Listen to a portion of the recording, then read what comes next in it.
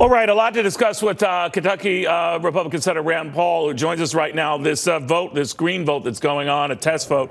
A lot of Democrats have said it's a political stunt by Republicans. Republicans say, well, you came up with the idea. If you stand by it, support it, vote for it.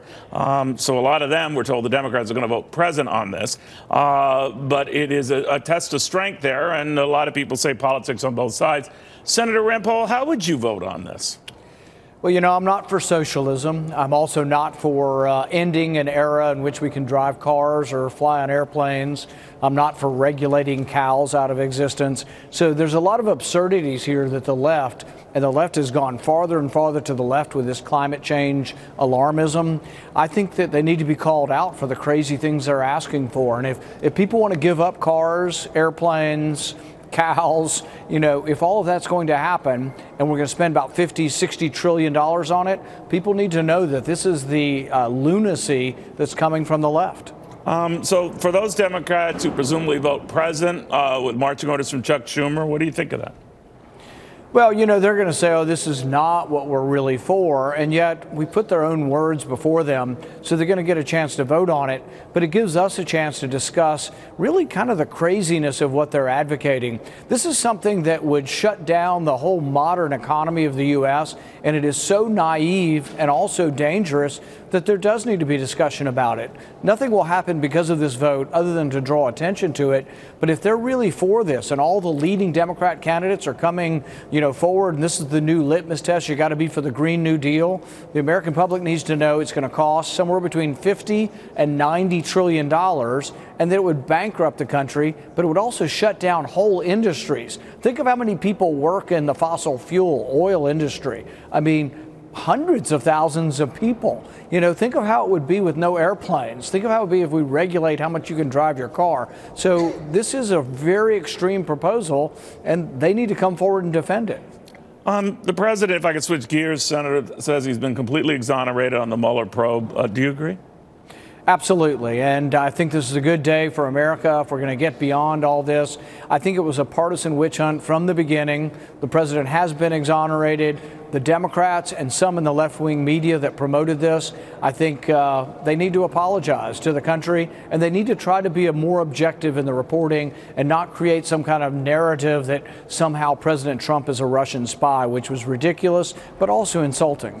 Apparently, though, it's not open and shut when it came to the obstruction of justice charge. Democrats want to see that report quickly so they can conclude for themselves.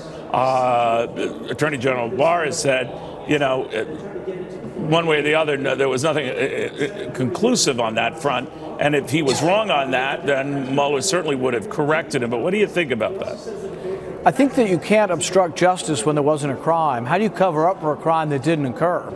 So if President Trump and nobody in his campaign colluded with Russia, which was the accusation, if they didn't do that, how can they be covering up for something they didn't do? So I think it's this idea that where's the burden? It's sort of like somebody stole some groceries in New York today. Are you guilty of it, Neil? Do you have to prove that you're not guilty? Or should the government have to prove you're guilty? It sort of turns it on his head that's like, oh, the president needs to prove that he didn't obstruct justice. No, that's the government's job, and they have a burden to prove it. They couldn't prove it, but there also was no crime, so you can't obstruct a crime that didn't happen. If it were groceries, people might suspect I would have seized on it, Senator. Could I ask you something, though, about this request that Papadopoulos' camp has had, and others, I'm sure, down the road for pardons from this president? Do you think he should pardon anyone? The one that I have the strongest feeling about is General Flynn, because I think no American should be prosecuted for something they said in a private phone call unless a judge gave a warrant to the government and said they can listen to the phone call. They listened to General Flynn because they were spying on the Russian ambassador. Okay, that's foreign intelligence, but that shouldn't be domestic prosecution. So what they did to Flynn should not only was unfair, but I think should be unconstitutional. And I've been bugging the president for years to come forward and fix this for all Americans and say that no foreign intelligence gathering of information could ever be used against an American citizen in court for a crime unrelated to terrorism. So what they did to General Flynn was unfair, and I have told the president, he's not responded to me, but I've told him my opinion is that he ought to pardon General Flynn. The president, meanwhile, has gone after those who appeared on TV throughout this 2-year saga, including, people like the former CIA director, John Brennan, who all but called him, I believe he did, a traitor. Do you think anyone who said stuff like that, particularly those who are in a position of power, should apologize?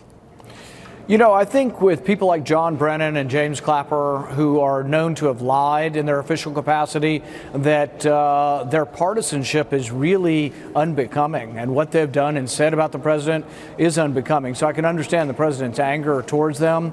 And really, I do think John Brennan should have been prosecuted for tapping into Democrat computers when they were studying the issue of torture. And I think James Clapper should have been prosecuted for lying to Congress and saying they were not collecting all of our phone data when in actuality they were. So I worry about people that have that much power and control and can eavesdrop on every moment of our lives. I worry that they're dishonest, but I also worry that they've now come out of the closet as extreme partisans with extreme vitriol and hatred for the president. Senator Rand Paul, good seeing you again. Thank you very, very much. Thank you.